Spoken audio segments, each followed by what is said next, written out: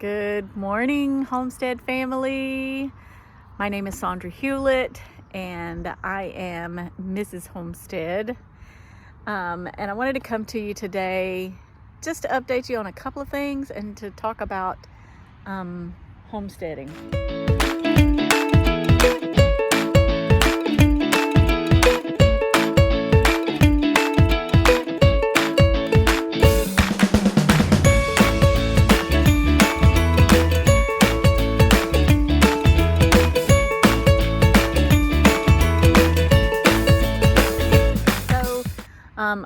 First and foremost, we have finally gotten some rain.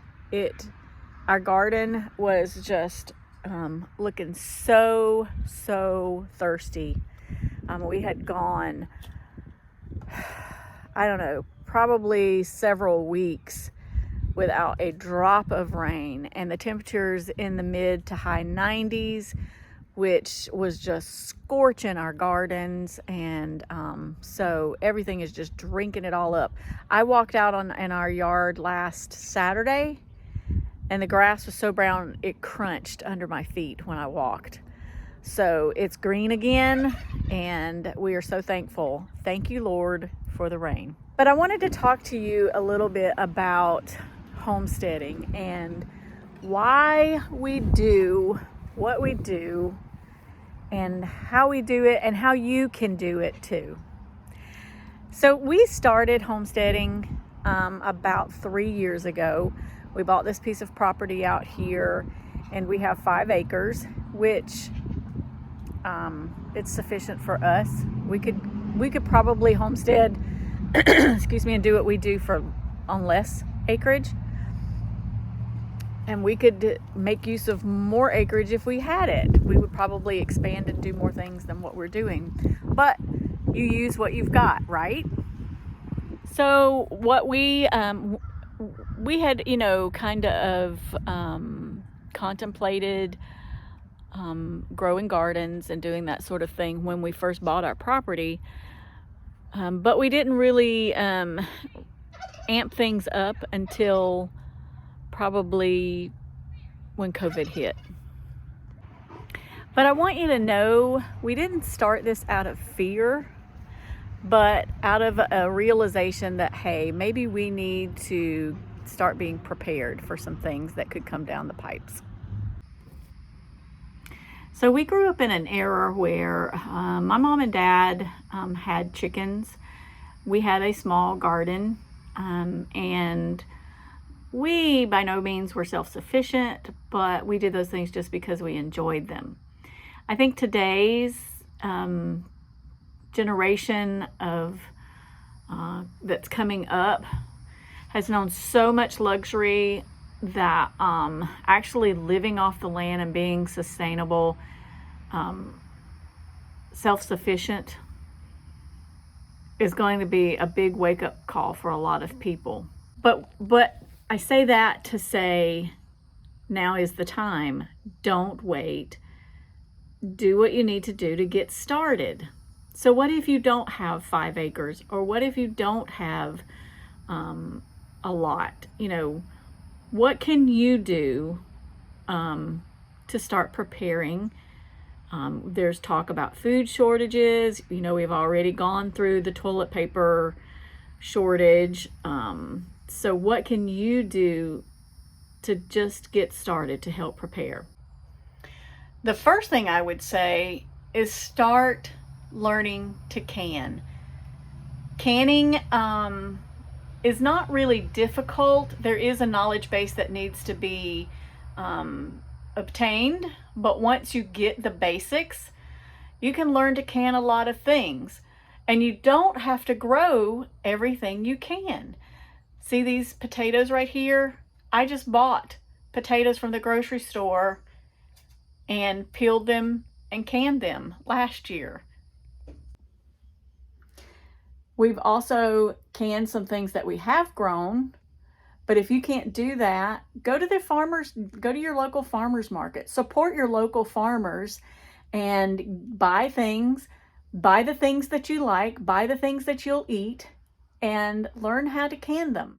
So if you're one of those people that lives in an apartment, and I have talked to some friends that just absolutely cannot grow because all they have is like, they don't even have a back porch if they live in an apartment. They don't even have an outdoor area at all. And all they have is a window maybe. And some people had said that they've even tried in the window and there's just not enough light coming in to be able to grow anything of any kind of significance. So if that's your case, buy it from the farmer's market, can what you can, put it away, save it for a rainy day. If you do have a back porch, let me show you some of the things we're growing on our back porch. These are cherry tomatoes, and we're just now starting to get some of them on here, but that's just in a huge bucket or huge pot on our back porch. This is a like rolling planter that my husband bought, and he has his peppers planted in these. He has like jalapenos and ghost peppers, all the hot stuff, but that's his peppers. I used this old grill that we were going to throw away and decided to use it as a planter instead. So I have some basil and oregano and parsley growing in here. And then this is a greenhouse, a small greenhouse that we have on our back porch. I use this to start a lot of our seeds, but you could still actually grow things in this greenhouse. So I didn't pay a lot for it. I think I got it at Rural King, and it has served us very well. Right now I've got peas, purple whole peas, seedlings ready to be transplanted, and there's some corn that's coming up ready to be transplanted. I've got sweet potatoes growing here in this pot. Over here we've got some chili peppers growing, and then I've got a pineapple plant here and a pineapple plant here, and about 5 more pineapple plants that I've got to, or starts that I have got to get in some pots. So you can absolutely grow things on your back porch. So if you don't have a lot of property, don't let that stop you. I've seen people take 5-gallon buckets and just plant galore on their back porch. So you can do that and get started having some food to grow. And then here's our raised bed garden, and we have 13 raised beds, and we are currently growing tomatoes, carrots, some herbs, purple whole peas. We just pulled up cucumbers. We're growing a lot of bell peppers and sweet gypsy peppers, banana peppers, watermelon, pumpkins, and beyond that, you can't see it, but there's some corn plants beyond those watermelon plants.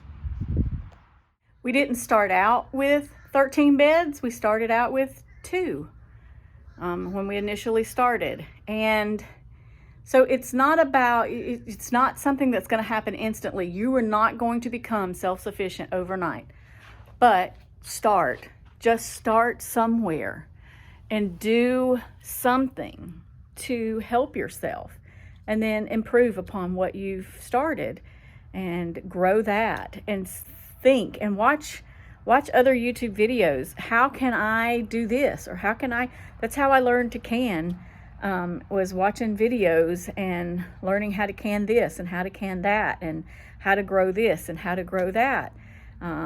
We also have about 20 chickens we get eggs from every day. So it's just part of our lifestyle now that has just gradually come about because we started with 2 raised beds.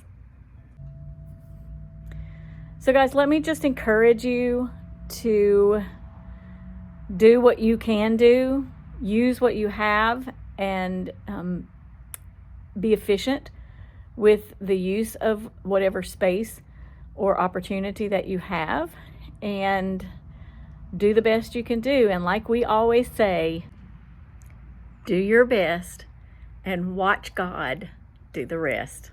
Y'all have a blessed day.